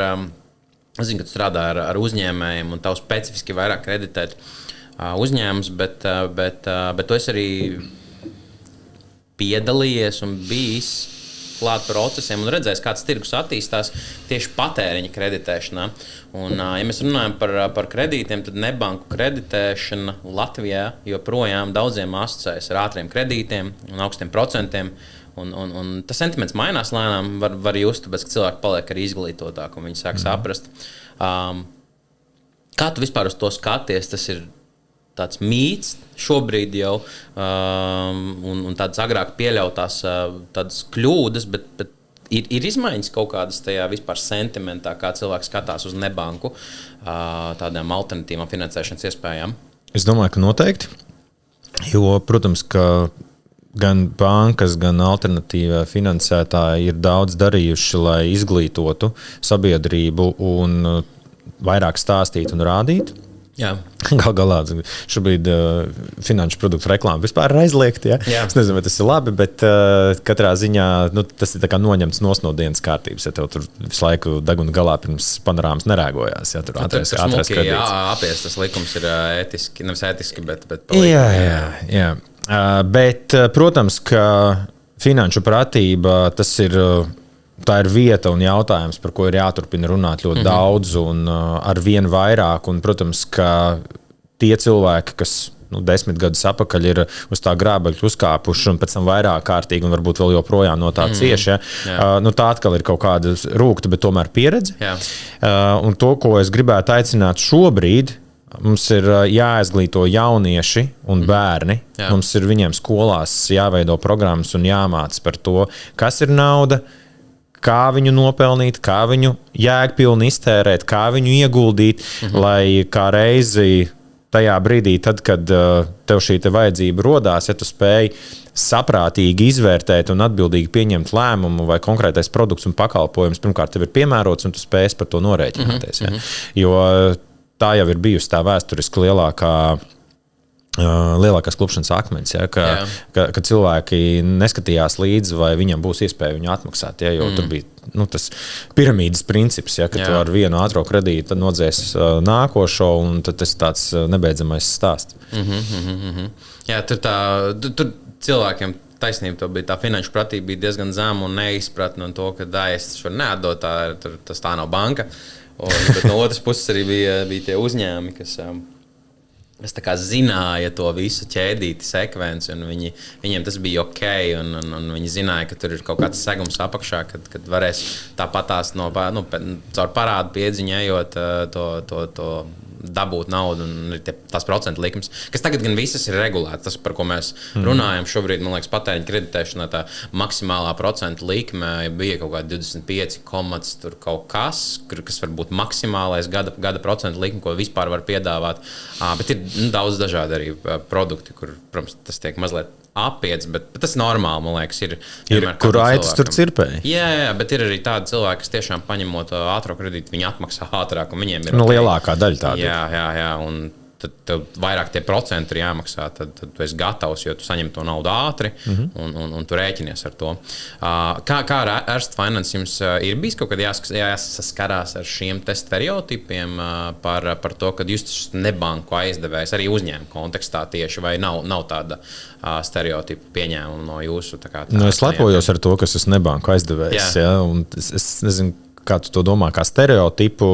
Protams, ka ir bijušas sarunas par to, un ko klienti ir pieminējuši, to jūs jau tur ātrie kredīti, bet tas tā sen vairs nav. Okay. Un tas ir tieši tas, ko, kā es teicu, Erste Finance mums jau ir 11 gadi, un arī citi nozars kolēģi, kas, es teiktu, atbildīgi piedalās šī tirgu. Mēs ļoti daudz tomēr arī paralēli tieši strādājam uz šo finanšu pratību un izglītību, lai censties pēc iespējas vairāk stāstīt, pēc iespējas vairāk parādīt ar piemēriem, kā šis te alternatīvā nauda var palīdzēt izaugt. Jā, viņa viennozīmīgi ir dārgāka, tāpēc, ka mums arī risks ir būtiski lielāks. Un mēs arī par šo te naudu maksājam būtiski vairāk nekā tas ir bankās pieejami. Bet tas ir ļoti svarīgi saprast, ka uzņēmēji arī ir būtiski auguši savā finanšu pratībā, un patiesībā par to arī ir diezgan liels gandarījums, jo, ja es salīdzinu sarunu ar uzņēmēju pirms 5 gadiem un sarunu šodien, tad ir prieks klausīties, ka mēs tiešām runājam arī vienā valodā. Jā, tas bija arī mans nākamais jautājums par finanšu pratību Latvijā, jo viens ir tā kā privātpersona finanšu pratība, bet no privātpersonas finanšu pratība arī ļoti korelē ar to, kā uzņēmuma vadītāja finanšu pratība mainās. Un tu saki, ka tu redzi labas tendences, kad iet tas viss uz augšu, kad strādā tas efforts, ko Pilnīgi noteikti, un tāpēc es saku, viens ir tā daļa, kas ir savulaik apdedzinājušies, tad ir tāda piesardzīgā daļa, un tad, protams, ir ambiciozi cilvēki. Bet atslēga visā manā skatījumā ir izglītība. Izglītība šodienas jauniešiem, šodienas bērniem. Jā. Lai nebūtu tā situācija, kas bija šos 10-11 gadus atpakaļ, ka pēc reklāmas ir tikai izziņas attālumā 500,000 eiro kontā, un tad jādod arī bija. Jā. Tas tāds interesants laiks bija. Un tāds pēdējais jautājums, tas būs mazliet tāds sarežģītāks arī, bet kur tavuprāt beidzās tas izdevīgais darījums un sākas manipulācija? Jo ļoti bieži ir dzirdēts, ka kādreiz tas mazinājās ļoti, ja mēs runājam par vēsturi, un es vienkārši šo tēmu ceļu atpakaļ, jo es negribu, lai pieļauts tās pašas kļūdas vai kaut kas tāds, kāds klausoties, varbūt kaut ko var paņemt no tā, bet dažādas tirgus spēlētāji kādreiz izmantojot to nezināšanu, finanšu pratību pret to cilvēku, un mulsināja klients ar daudz sarežģītiem līgumiem, kaut kādām slēptajām izmaksām, tas viss ir mazinājies, ir regulēts, un tā chronoloģija ir tāda, ka 2008. gads, varbūt agrāk, tu minēji piemēru arī ar Sebu, mēs pieskarsimies tam, nevis Sebu, bet ar Hansa banku. Sanāk, parādās ātrie kredīti, pirms 8. gada viņi vai pēc 8. gada, tas laikam pēc krīzes bija precīzāk, bija tas pieprasījums. Krīzes tādā norietā, es teiktu. Jā. Tad nebanku kreditēšana ļoti strauji uzplaukst. 5-7 gadu laikā šo nozari sāk vairāk un vairāk regulēt, un tad nāk tādas pamatīgas regulas, tad riktīgi triecienu uztais, kur visi principā kreditēšanas asociācija bļauj to, ka tas jau vairs nav tā kā godīgi, mums te vairāk nav biznesa, bet izrādās, ka tomēr ir biznesa vēl joprojām. Mazāk gan, protams, un uz mazākiem procentiem, mazākiem peļņas rādītājiem.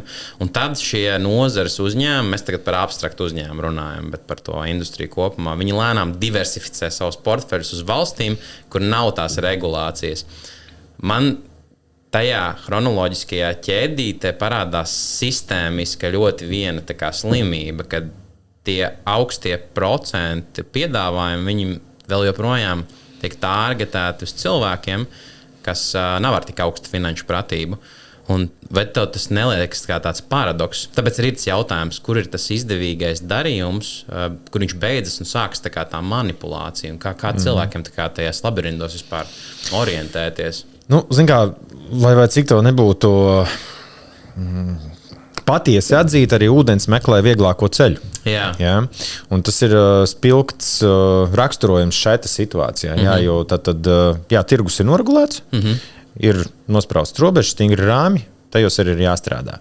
Bet, ja tev ir iespēja kādā citā tirgū nopelnīt vairāk, un tiešām iespēja, tad no uzņēmēja redzes punktu skatoties, kāds ir mērķis? Nopelnīt vairāk. Jā. Un tieši tāpēc tas uzņēmējs tur arī dodās. Ja?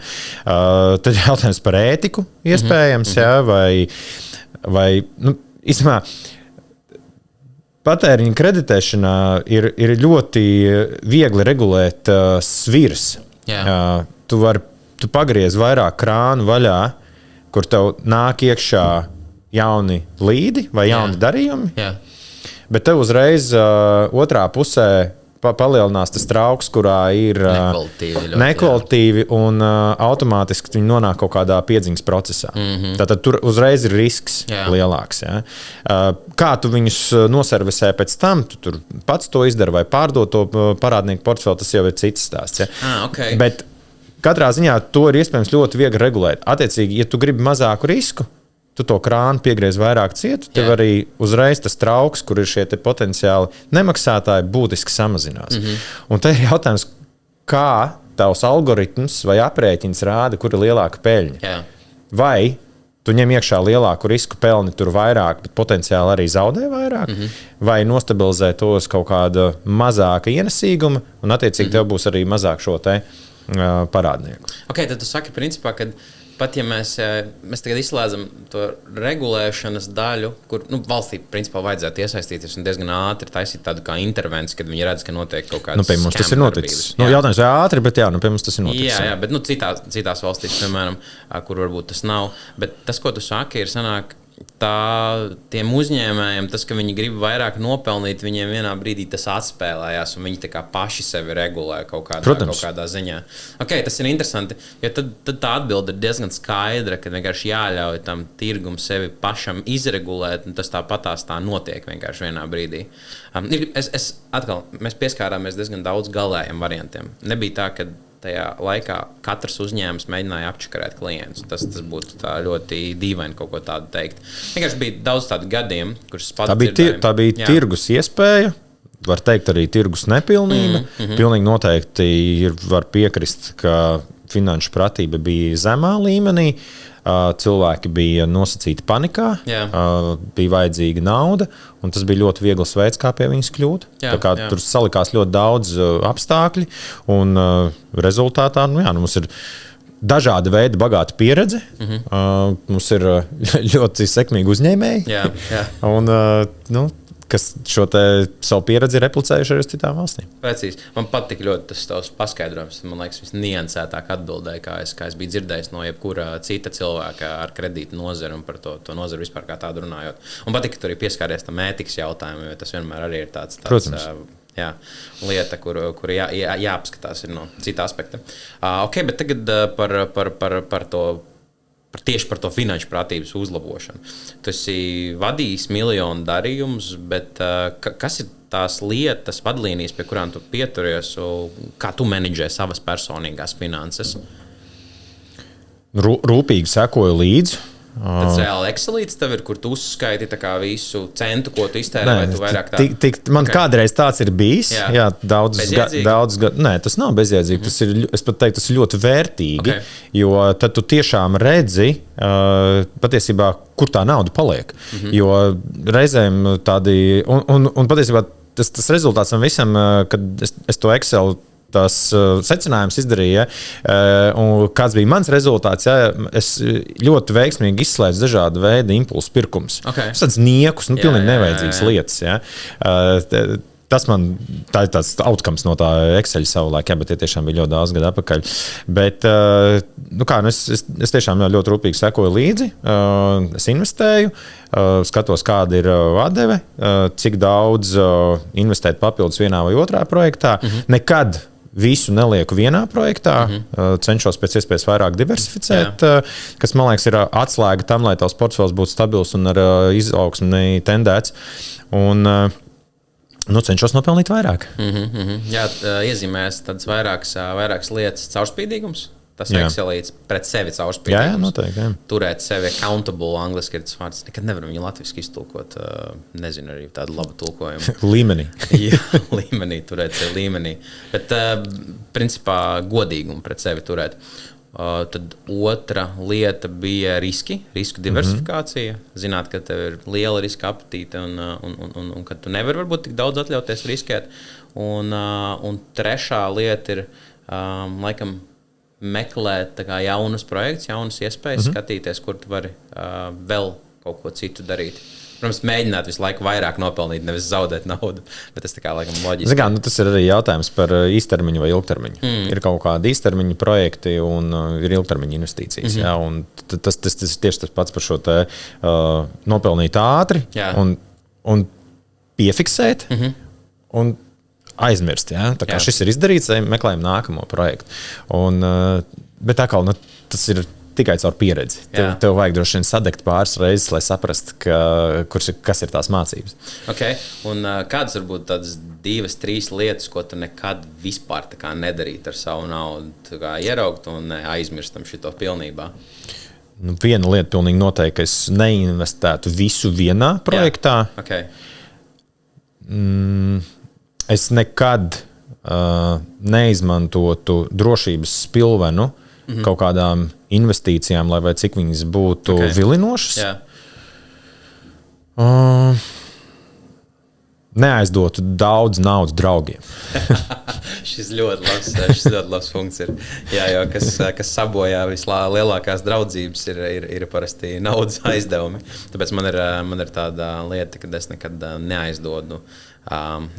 Mammai parasti nevis aizdod naudu, es viņai iedodu viņu. Nekad neprasu viņai atpakaļ vai brālim, es jau reiķinos, ka tas aizies.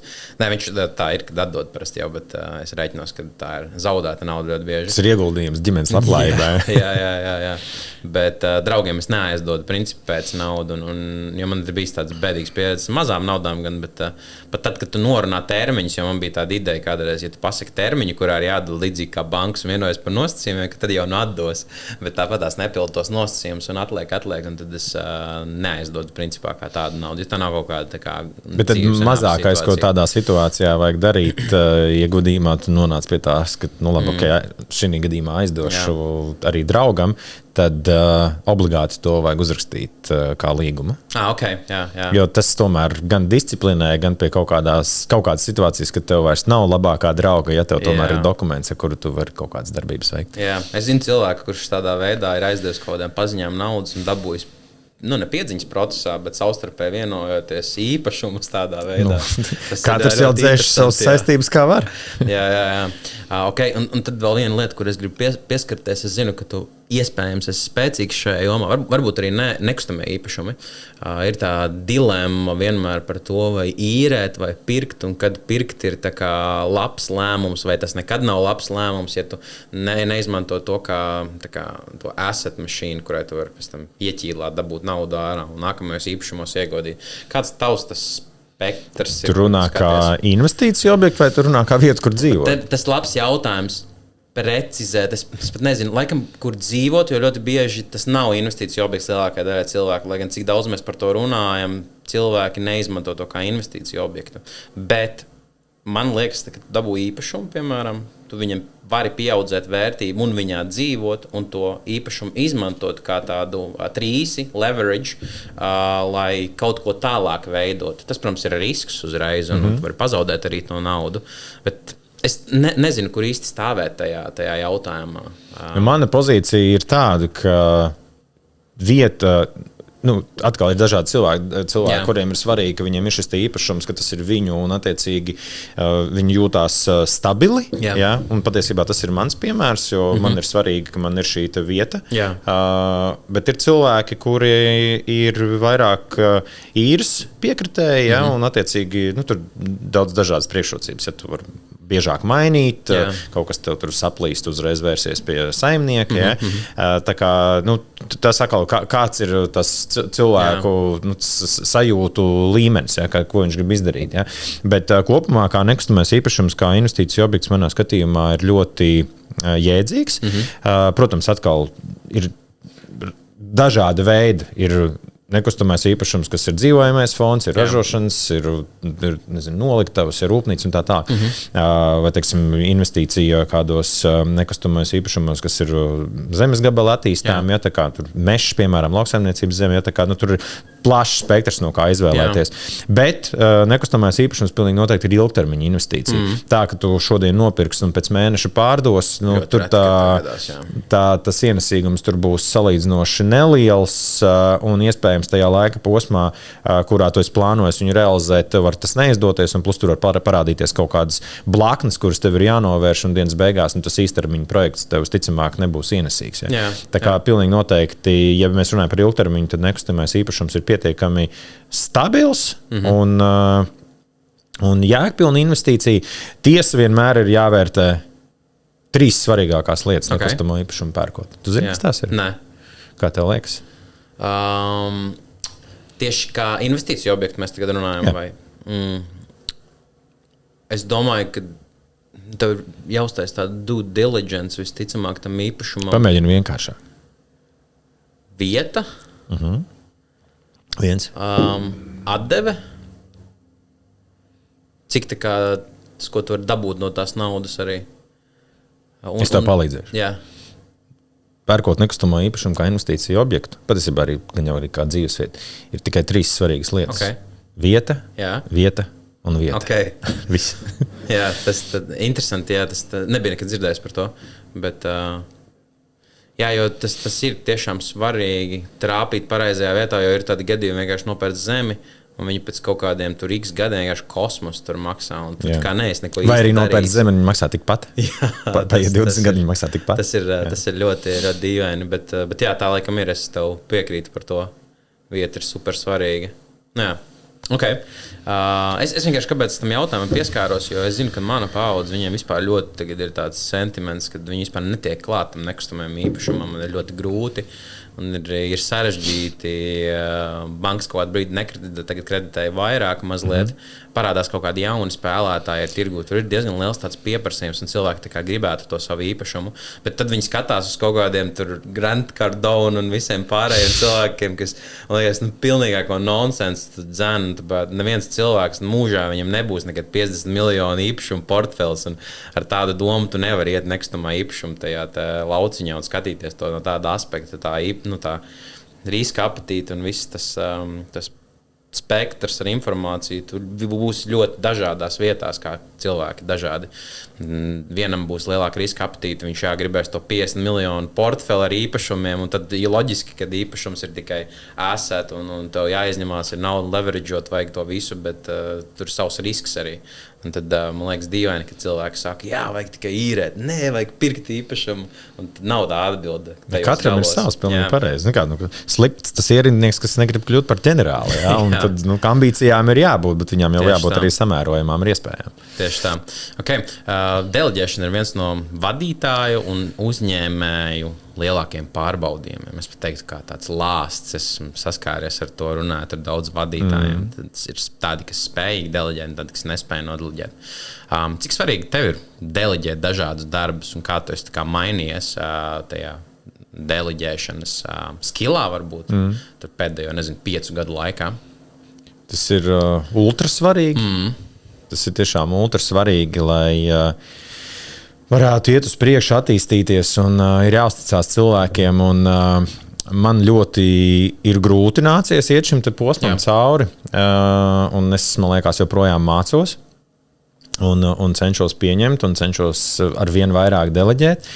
Un, tas tā kā Džeks Mā savulaik ir teicis, ja, ka well enough, it's well enough, ja, bet tas nav par mani.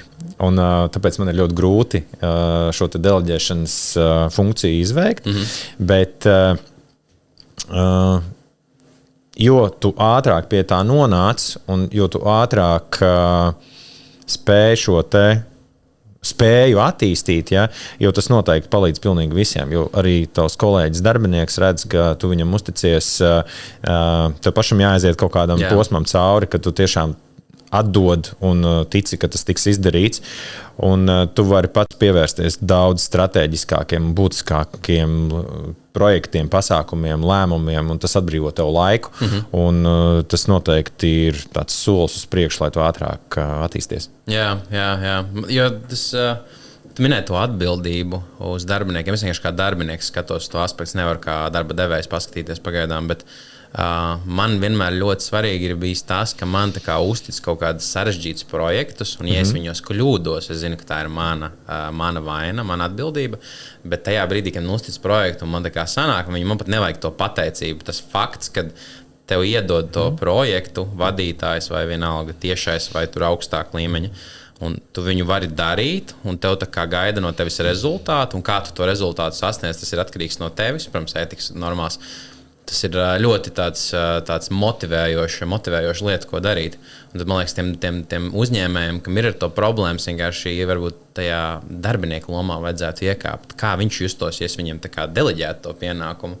Man liekas, tur atbildi arī slēpjas to jautājumu, kāpēc deleģēt ir tik svarīgi, jo tas tādu reinforcement loop uztaisa. Un tas uzņēmums, nevis vadītājs tikai aug un uzņēmums aug, bet aug darbinieki, un darbinieki ved jaunus klientus. Spirāli uz augšu ir. Tas, man liekas, forši ļoti ir.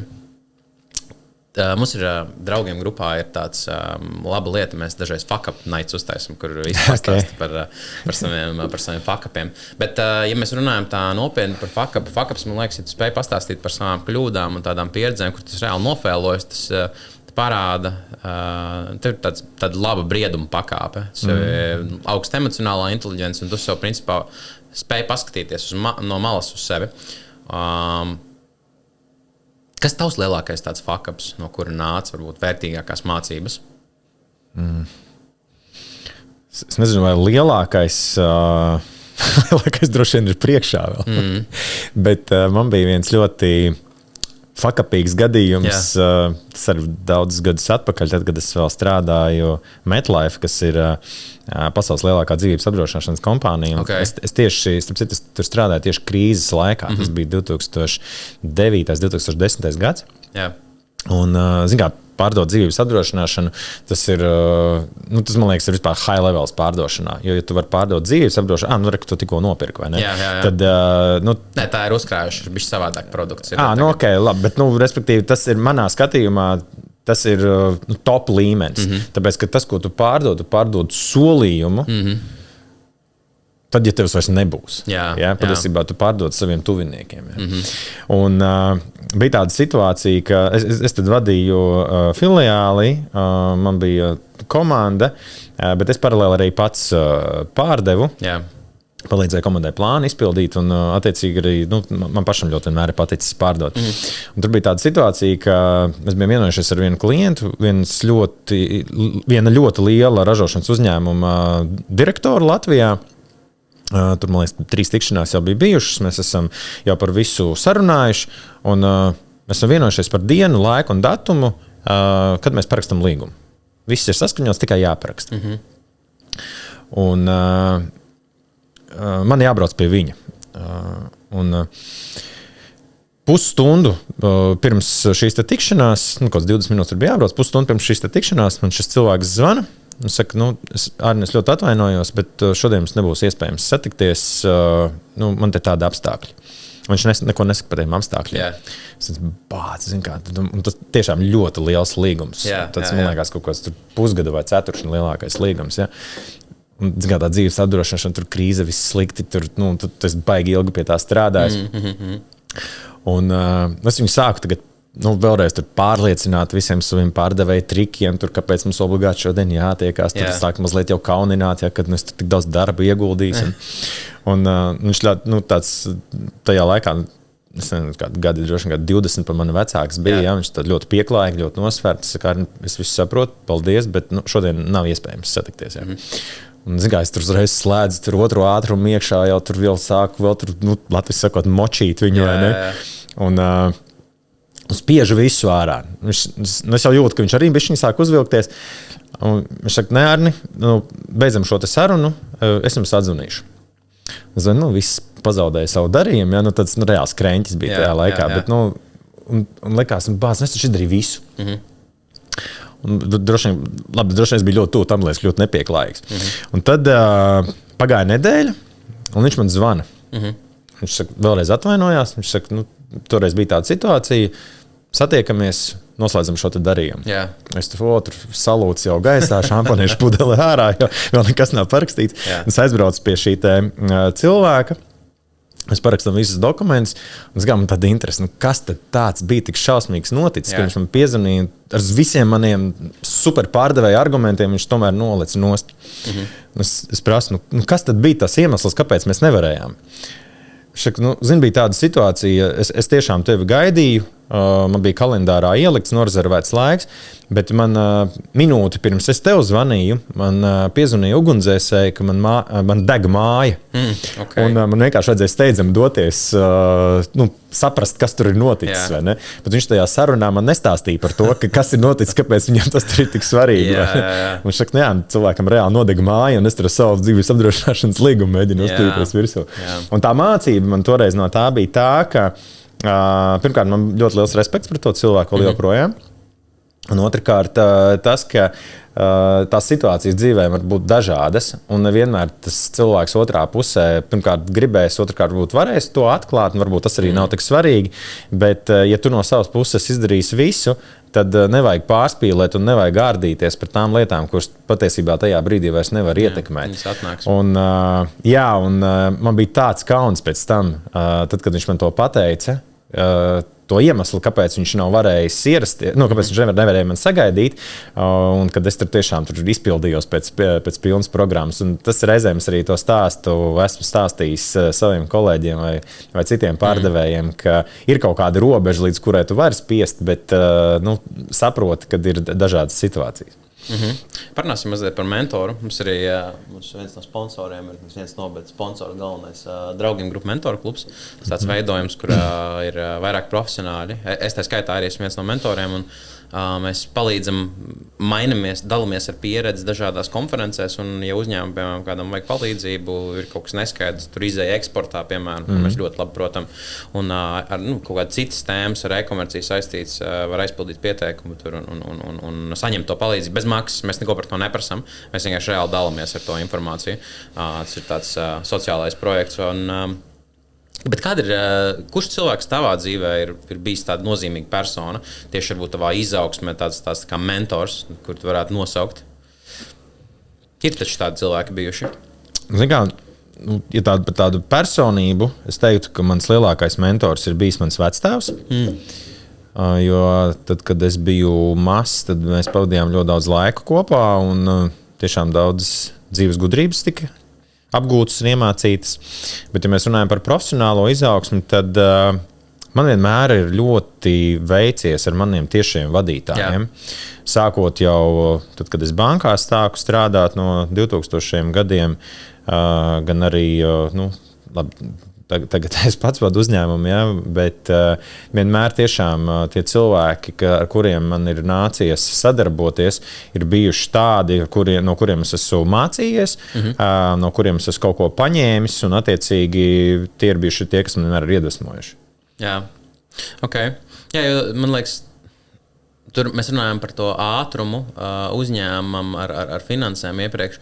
Man liekas, tādai personīgai izaugsmē to ātrumu iedod cilvēks, kas tev var pateikt kaut kādas lietas priekšā, un kas tev dažreiz arī var izsist ārā, nomest uz zemes tādā rupjā veidā. Man ir bijuši arī tādi tiešie vadītāji, kas parāda, ka nē, vecīt, tu neesi vēl sasniedzis neko, tev vajag reāli vēl paēst pārāk zemi. Jā, tas ir super svarīgi, Jo tad, kad tu tā atraucies no realitātes un tev nav tāda cilvēka blakus, mēs redzam dažreiz apkārt tādus cilvēkus, kuri vispār nav tā kā, nav koriģējami, viņi nav, nezinu, viņi nav bijis viņiem tas cilvēks blakus, kas tā kā nomentorē. Man ļoti žēl īstenībā tādus cilvēkus, kuriem es redzu, kas nemācās no citiem cilvēkiem, viņiem nav tāds loks, kur varbūt var kaut ko vērtīgu iemācīties. Jā, tas ļoti svarīgi ir. Tu vari rekomendēt. Jā. Mēs lēnām tuvojamies šīs sarunas beigām, un es gribētu tev pilnībā iedot vadību par šo podcastu. Tev ir iespēja noreklamēt, jebko, ko vien tu vēlies, parunāt par tēmu, kura tavuprāt ir svarīga, un kuriem mēs vispār nepieskarāmies, vai vienkārši uzdot kaut kādu jautājumu man. Jums tagad jāsmainās vietām? Tas būtu labi, jo parasti hosti šeit sēž. Tas ir tāds princips, jā. Okay. Jā, bet pārsteidzīja. Es droši vien gribētu, ja tu saki noreklamēt, tad es gribētu aicināt Latvijas iedzīvotājus vairāk izmantot mūsu pašu uzņēmēju dotās iespējas. Jā. Un kaut vai tagad tūlītās, es ceru, ka tā vasara beidzot arī sāksies, ceļot pa Latviju, apmeklēt dažādas pasākumus. Aiziet ne tikai, ja mēs runājam par Rīgu, uz Jauno Rīgas teātri, bet aizbraukt arī uz Valmieru, aizbraukt arī uz Liepāju, aizbraukt uz citām pilsētām, aiziet uz muzeju. Jo, ja mēs naudu tērēsim šeit uz vietas, tad viņi paliks arī šeit pat ekonomikā. Un tas noteikti stiprinās ne tikai lokālo uzņēmēju darbību, bet arī kopumā valsti. Un man liekas, ka ļoti bieži ir tā, ka mēs vairāk fanojam par kaut ko, kas ir ārpusē. Citur tā zāle ir zaļāka un mazliet aizmirstam par to, kas mums ir šeit pat uz vietas. Un tas būtu tā kā viens aicinājums no manas puses. Otra lieta, ko es gribētu arī ierosināt, ka mēs katru dienu kaut ko pērkam. Dažādus pakalpojumus, dažādas preces. Un tad, kad mēs pērkam no sev pazīstamiem cilvēkiem, draugiem vai paziņām, tad neprasiet atlaidi. Jā. Neprasiet atlaidi, tāpēc, ka tiem cilvēkiem, kas ir kaut ko radījuši, kaut ko uzbūvējuši, vai sniedz kādu pakalpojumu, arī viņiem ir jānopelna, lai viņi varētu attīstīties tālāk, lai viņi varētu būvēt savu impēriju lielāku, un atkal tā nauda vairāk paliks tepat šeit uz vietas. Un man liekas, ka tas ir tāds, tas varētu būt tāds foršs sākums, ka tu palīdzi savam tuvākajam tieši ar to kripatu, ko viņš nav tā kā noziedojis vai uzdāvinājis tev. Jā, es ļoti bieži arī to esmu teicis. Man dažreiz cilvēki jautā, kāpēc es neprasu kaut kādas atlaides. Kā man atlaides? Es taču nepērku vairumā.